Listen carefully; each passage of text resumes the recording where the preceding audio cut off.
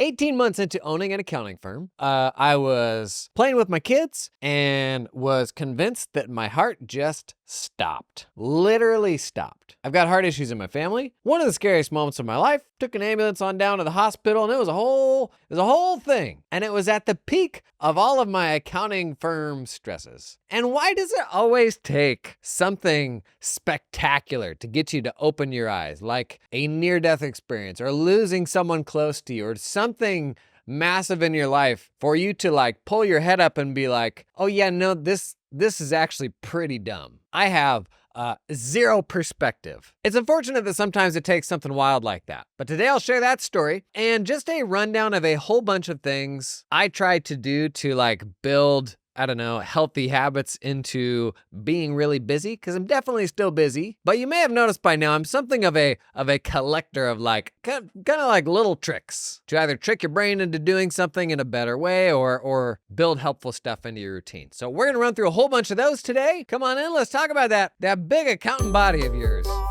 No, that's weird.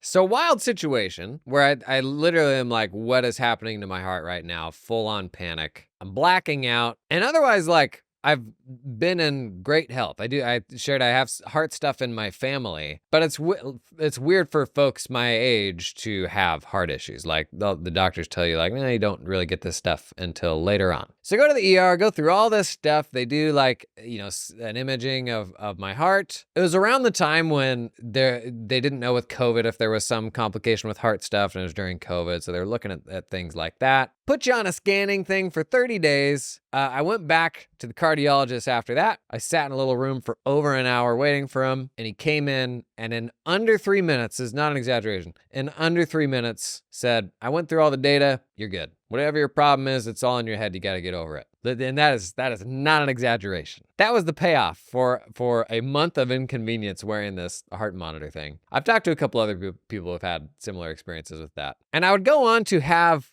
some similar things where there's seemingly nothing going on. All of a sudden, adrenaline just goes to 1,000,000. And you're like, what the heck is going on right now? Like, not because anything happened. It's just like what my body's just, I don't understand why it's doing what it's doing. I'd go on to learn that this was probably panic attacks. They appear like differently in different people and don't necessarily come up for like any good reason or in a high pressure moment necessarily. But I can tell you that stage in my life, running the firm, it was very stressful, very, very stressful. Friction with managing the team, with the business partner. There was just a lot going on. And at the time, everybody around you tells you like, okay, well, figure out whatever medication you need to get back to work. And like, that's the solution. And I'm like, well, why is this happening though? I would much rather like get to the bottom of what the cause of this is than start taking a medication where I'm like, maybe this will help, maybe not, but I'm just going to pop it in just in case it does help. I didn't want to do that really. And being on the other side of all of that and being stripped of a lot of those things that were stressing me, it's been a long time since I've had any of those issues. But it did open my eyes to just how quickly things can slip away from you, how you have this like capacity for carrying stress and busyness and all of that can build up over time, but never seems to reset, Like it just becomes the new normal. And then you keep piling on and piling on and piling on. And before you know, a whole bunch of time has passed and you're just eating like crap, doing all these things that's just, in service of everybody else. You're the hero for everybody else and you are paying a huge price for it, which we all know is completely backwards because the people that ultimately pay for that is you, but also your family, like the folks who actually care about you. And for me, that's what it took to take things seriously. And hopefully for you, it's not something serious, but most of us have bumped into something like that in our life. So I'm going to rapid fire 24 little things at you. I've kind of been collecting. Hopefully there's one or two here that's helpful for you. Okay. First up, brain stuff. It's worth acknowledging, man, everything that we do from, burnout to the satisfaction we can take from our work to depression, like all of that stuff starts in your head.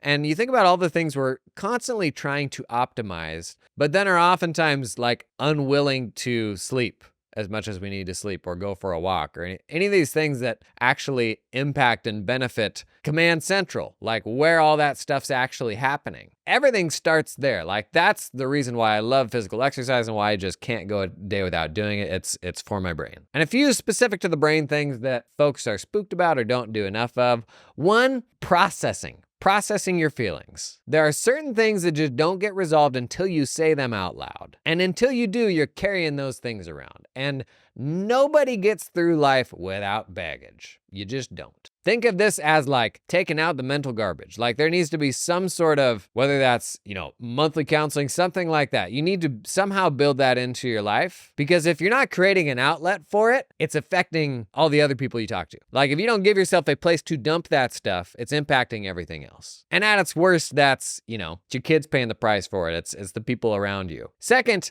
do something meditative each day. And I was really bad at this for a long time. So increasingly, our brains are never able to turn off, right? Like, we're constantly listening to a podcast or doing this or that, consuming something as we do everything. And now we're talking about, VR headsets so you can watch a show, in augmented reality while you're cooking. Like, everything about what we do now, we're just assaulted with content. But you got to give yourself a bit of space for the opposite. And that could be actual meditation. It could be going for a run with like no music or no podcast going for a walk without any of that. Just dead brain time. And that can actually be really hard. And some people will also use, brown noise or green noise for this. If I ever need this, I use the Better Sleep app. It's like white noise, but a whole bunch of different versions of that. And sometimes that can make it easier to turn your brain off. But myself, who's like an avid consumer and there's never enough hours in the day to consume all the things I want to consume, that's the deal I've made with myself, is like 30 minutes or so at some point during the day, I got to do something meditative. If you want to go extreme, boy, I love saltwater floats, sensory deprivation. Oh my gosh, I love that stuff. I'm even a little claustrophobic. If you've ever been curious about that, highly recommend. This episode is sponsored in part by LiveFlow. Discussion going on online this week. Frustration with accounting ledgers and the tools not always doing what you want them to do. And so it's like, why are all these like additional kind of ecosystem tools necessary just to augment the core app with the things that I want? And oftentimes the things that you want are going to be very different than what anybody else wants. And this is where LiveFlow can actually be a way to customize your QuickBooks experience, because it can sync out to Google Sheets just about anything that's in QuickBooks reports. So ledger activity, specific account balances. You can lift all that information out, organize it however you want, but then give access to that Google Sheet to whoever needs it, like third-party stakeholders, internal users, maybe even members of your team. And then because they have a consolidations product now, obviously you can use that to, consolidate and roll up related companies' books. They can also use that for internal purposes. If I'm looking at a cross-section of, 30 beekeeping clients that I have, and there's specific things that we want to monitor or benchmark, we're really like augmenting the ledger experience and kind of building whatever we want in the spreadsheet, because LiveFlow bridges all that data from QuickBooks to Google Sheets. Could do a one-time sync, can do like a sync that continues, like auto-updating anytime the data inside of the accounting system changes. I've always been a let me kind of build my own solution sort of guy. LiveFlow could be a good way for you to do that. Learn more about LiveFlow, link in the show notes. This episode is brought to you in part by TeamUp, helping you recruit top Filipino accountants without any ongoing monthly fees. The difference between TeamUp and all the other offshoring options is that TeamUp helps you hire staff directly. No middleman. You work directly with your new hire in the Philippines. Hire the person, not the company. Guys, gals, gang, here's just a few reasons to hire directly. You have access to higher level talent. Makes sense. You have complete control over team culture and training. They keep 100% of what you pay them, and it's a lot more affordable for you, so you can retain your team for the long term. TeamUp can source accountants with experience working at US or Australian firms, familiar with tools like Xero, Cubio, and Dex. Also recruit specialist roles, team leaders, tax specialists, administrative assistants. Thought experiment. What if you had an executive assistant for the first time this tax season?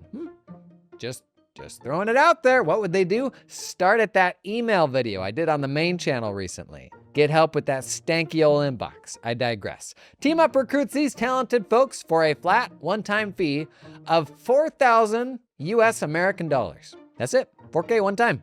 Somebody at Robert Half just did a spit take. Robert Half reference. We ever gonna get Robert Half to sponsor this podcast? Not anymore. And they can connect you with an affordable employer of record if you need help with payroll and compliance once you hire that person. Big fan of hiring in the Philippines. You know I did a bunch of that. Check out the link in the description to learn more about TeamUp. Number 3, you gotta give that noodle some variety throughout the day. I don't care what sort of superhero you think you are. Nobody's gonna be at their best staring at a computer monitor for 12 hours. That's just not how it works. It is extremely hard to get myself to do it, but I gotta get myself out and go for a walk. That's how my brain resets, and then I'm wildly more productive after that. Some body stuff, I'll do these real quick. Quit eating so late. Give yourself 3 hours time when you're done eating before you go to bed. It may not keep you from falling asleep, but it will hurt the quality of your sleep, your ability to get into deep sleep. I know a lot of people that like the sleep tracking stuff's kind of in vogue, and people aren't always quite sure what to do with that data. I think the best thing that you can do is learn what's impacting your deep sleep. That can be eating too late, can be caffeine, can be alcohol. A lot of people think they're like immune to certain things when they just don't realize they're impacted by it. You're just not aware of it. It's much more likely that you are impacted by that thing and just not aware of it than are like this unicorn that somehow the rules don't apply to you. Number 5, here's permission to eat breakfast. Man, when did breakfast get so uncool, right? I've gone back and forth between the intermittent fasting thing and doing breakfast. One issue if you don't eat breakfast is it can cause big time overeating in the evening. I know that was the case for me. And oftentimes, if you're like me, that evening meal is the least healthy of all the meals. So you're trading a breakfast, which on the whole is usually one of the more healthy meals of the day. You're trading that breakfast for just like even more gut bomb in the evening. And that's not always a good trade. If you do breakfast, get some protein like eggs, turkey bacon, protein shake, something like that. That protein will like reduce the cravings of you to go out and eat like processed carb junk.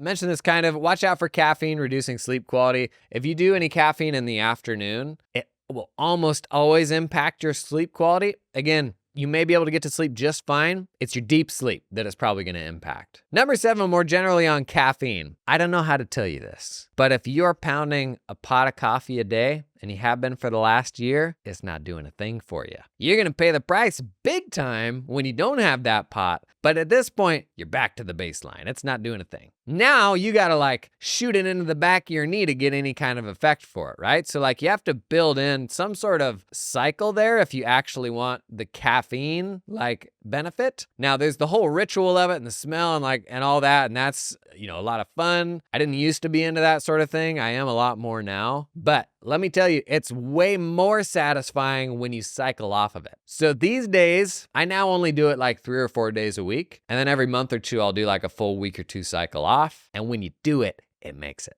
awesome. I know that's hard. Give it a try. Number 8, alcohol is just gonna hurt your sleep. Sorry, doesn't mean I never do it, but something to be aware of because people can fall asleep. They think, oh, it's not impacting my sleep. It does, it impacts your deep sleep. Number 9, just quit eating stuff that's in boxes. That's not food. Number 10, if you pay attention to all the thought leaders now around like reversing aging and all that stuff, arguably the biggest thing that the average person is missing from their diet is just eating piles and piles of greens. Like these people eat unbelievable volumes of greens. Generally, we're not getting enough of this stuff. A big one for me, number 11, was trading in some fruits for vegetables. I grew up on like eating fruit like crazy and I love fruit, but it usually meant I was eating like next to no veggies. If you're gonna keep eating fruit, berries are generally gonna be best. And if you're looking for veggies to add, in addition to just the green stuff, try to get color. That's been the easiest rule of thumb for me is like a variety of color because I'm not a veggie buff, but I can understand colors. 12, always have a plan for a meal. If you're going to work and you know you're gonna have to eat, have a plan. It's when you don't have a plan that things get ugly. And you might be like me and you like living in that unknown because it's in that unknown that oftentimes the fun stuff happens. You hit the Mexican drive-thru across the street. You hit the taco truck. I get it. Like the unknown is fun, but it's when you don't have a plan that it always goes worse. Or you wait too long to eat because you don't have a plan, and then when you do eat, you eat like twice as much. Oh, if I can circle back for a minute to the eating too late thing, something that's been really hard for me. My kids go to bed at like 7 in the evening, and there's nothing better than eating with my wife after the kids go to bed. The problem is, I don't go to bed that late, so like the meal's too late in the day, and I get hungry at like 5:30, and if I would just eat at 5:30 with my kids, I wouldn't be super hungry.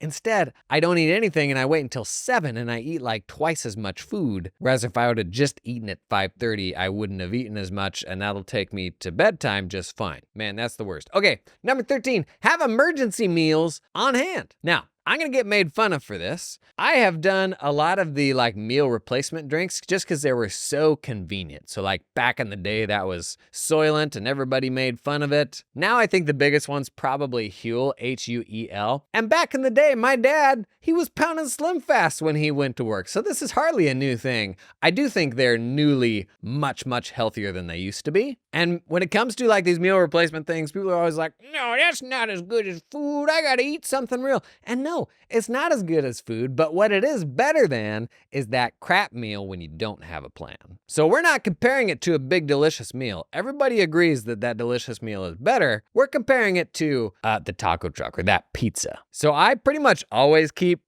meal replacements on hand because it's something that's super quick to make. It's not as good as a real meal, but it's way better than a unhealthy meal. Number 14, keep healthy snacks because we all snack. So give yourself the option of something that's healthier, like nuts, jerky, that sort of thing, but keep them out of reach. As we're gonna talk about in a bit, your environment is going to lead you to do way more snacking than you should if you can see those things as you're working. Number 15, if you're gonna do breakfast, ditch the cereal in favor of leftovers. Somehow, I was definitely raised this way. Breakfast can be not real food, just a bunch of processed stuff like cereal or something like that. Absent other healthy options, opt for leftovers instead, like real food. What are we on? 17? I feel like we missed one. If you're super busy, see if there's a way that you can lean into a boring routine. And I know that's not fun, but routine is what compounds long term. Now, when I was at my busiest, oftentimes that would be a justification for not having plan. I didn't have time to make a lunch or something like that, but it would actually end up taking me more time because then I'd have to go figure out how to eat and it'd be super unhealthy. The better thing to do is try to settle into a routine of something you can live with. Number 18, this was a big one for me. Drink fewer calories. I just said meal replacement drink. That is one thing. Drinking calories, I'm talking about beer, juices, stuff like that. That stuff sneaks up on you big time, especially if it becomes habitual, you look forward to doing it as part of the workday each day. Ooh. 19, supplements aren't a replacement for healthy stuff. You can't just AG1 your way to never having to eat vegetables or healthy stuff. The exception here, if you have specific deficiencies like an iron deficiency, something like that, and I would argue vitamin D. I live slightly north, so there's not a ton of sun for most of the year. Vitamin D is probably the exception to that rule. This episode is sponsored in part by our friends at Accruer. If you have not heard about Accruer yet, all it does is it gives a sick, sweet new skill to your QuickBooks. All you do in a QuickBooks Online description, you type for the period, start period, end period, and it posts accrual entries covering that whole date range. If this is a payroll journal entry that straddles month ends, you say the work period and it will automatically post a journal entry. If it's a sales contract, an invoice for 14 months, you know how much bloody work that is? Post every single journal entry, do the recurring thing, set up a spreadsheet to tie it out. Oh, and then it changes and you go delete all those things. Accruer, one word, Accruer. All you do, you type in the description for the period, start date, end date. You might have to have a 2 between the start date and the end date. It posts all that stuff automatically. And if you got to go back and change it later, it'll do all that too. You change the date, it'll wipe out the old ones, update it to be correct. And then when you log into Accruer, it gives you a schedule of all of your accruals. Plop that baby in the work paper file and you got an easy thing to tie out to. Simple as that, gang. Made by a bunch of accountants because it was a thing that they needed. Hop over to their website to do a demo. Demos are just 20 minutes. Or skip the demo and sign up directly at accruer.com with code JASONDAILY1 to try for just $1 this month. Oh my gosh, $1. Code JASONDAILY1. Do it. I'll put the link in the show notes. Go use that promo code. What do you got to lose? Today's episode is sponsored in part by the folks at Cloud Accountant Staffing. How's this resume sound for you? This is a real resume. Let's do a tax one this time. 4 years U.S. tax prep experience, Lacert, ProConnect, CCH Access, TaxDome, Carbon, Tally 4, QuickBooks, zero experience. 1120, 1120S, 1040, 1065, they've done it all. This is a real resume from Cloud Accountant Staffing, where you can hire the accounting team of your dreams from the Philippines. This person's got, looks like, last 4 years doing US tax and another 3 years beyond that working with Western companies. Sounds pretty darn good, right? Well, maybe they just cherry picked that one. Maybe they're not all that great. Gang, here's the thing with Cloud Accountant Staffing. You don't pay a dime until you hire somebody. So you can go hop on a call, you can talk through your needs. They will cut their recruiters loose, go find some folks that could be a great fit for you. You can go through the resumes, you can interview them, and you're only gonna spend $1 once you have found somebody that you are jacked about. That's it. Worst case scenario, you get some experience going through the process. You have the chance to ask a bunch of ignorant questions about, doing this for the first time, building your offshore team. Whether you're looking for tax pros, accounting pros, they can help you find what you're looking for. Not to be overstated, just how much big foreign regional firms and the industry has invested in the Philippines. There's so much great talent over there now. I've shared before, when we started hiring folks in the Philippines, it completely changed the strategy of my firm. Get some really, really good people. Like I said, you got nothing to lose. Check out the link in the show notes below. Book a call to make sure you get back to it. At the very worst, you learn something. The very best, you hire a killer employee, right? So check that one out in the show notes. Okay, bringing it home here, life planning stuff. Number 20, always think in terms of habits, not willpower or something like that. Like a diet is willpower. A diet's like, I'm gonna try really hard and do this thing for the next 30 days, and it's really, really hard. And the reality is you're probably gonna rebound from that and not actually make any progress. Habits are like, what can I build into my life that I can do for the next 3 years? Where, 2 years from now, I'll be in a much better place than I am now. And as sexy as it is to get quick results, that stuff just doesn't stick. I heard the statistic, upwards of 40% of our day are spent on habits, whether we realize it as a habit or not. When you sit down at your computer, there's a routine of things that you do. You check the email, you do this or that. When you get out of bed, there's a routine of things that you do. We want to find a way to build little micro things into that routine that over a long time horizon are beneficial to you. That could be having a big old glass of cold water when you get out of bed in the morning. It could be always standing at your desk after lunch. What's one little habit that you could build into your day that's really easy for you to do, that if you did it every single day for the next 3 years would leave you in a healthier place than you are now? 21, hack your environment. I did a study with a bowl of M&Ms. Basically said if you put a bowl of M&Ms next to someone versus 6 feet away while they work, the people who had it next to them ate 250 calories more every day. That's how lazy you are. You won't reach 6 feet for M&Ms. That's a lie. You will, just not as much as if they were closer. So be mindful of what are the things that are in view of you in your workspace right now. Are they things that are ultimately working in service of you? For me, I can't have any food in my view, or it's gonna be gone so fast. If you've got shelves, would there be a good reason to hide the things that are on those shelves? Have them behind doors. What are the first things you see when you open the fridge? Is it a cake? Or is the unhealthy stuff in the back of the fridge? Same with the pantry. What's the stuff that's eye level when you open it? Are you seeing the healthiest stuff or the least healthy stuff? Makes a really big difference. I moved the kids' candy basket, where you dump all the stuff from Halloween and Valentine's Day and all that. I put that behind some stuff, and oh, buddy, what a difference that made. So put your environment to work for you. Even put positive things within sight, like gym gear or a bike or something like that. The treadmill, that's actually something I've done. I can see out the doorway of the room that I'm in, which goes into the garage, and I will park the treadmill when I can see it, and it totally makes a difference, and I usually end up going for a walk on it. 22, create boundaries to keep you at your best. For example, you taking naps, you old fart? Block out an hour in the middle of the day. Every Monday, Wednesday, Friday, whatever it is. You got to be selfish to a degree, and that's okay. You got to give yourself permission to do what you need to do for yourself to keep you at your best. Otherwise, it ultimately hurts everybody else if you're not at your best. Fun nap fact, 15-minute nap can be as restorative as 90 minutes of sleep. Tuck that in your fun fact folder. Okay, 23, be mindful of what you identify as. When it comes to long-term behavioral changes, folks will generally make decisions that align with the type of person that they see themselves as. And some practical examples of this for me, getting into fitness culture. It's kind of a meme and kind of annoying, but like when you get into that stuff, like it actually impacts the way that you make decisions because you think of yourself as like, oh yeah, this is who I am now. And so these are the things I'm gonna do. And as hacky as that can be, especially if done like the wrong way, it actually impacts the things that you do. So is there a way that you can use that to your advantage? Also, along those same lines, be mindful of what you consume, like the content that you consume. In fact, I got a recommendation for you.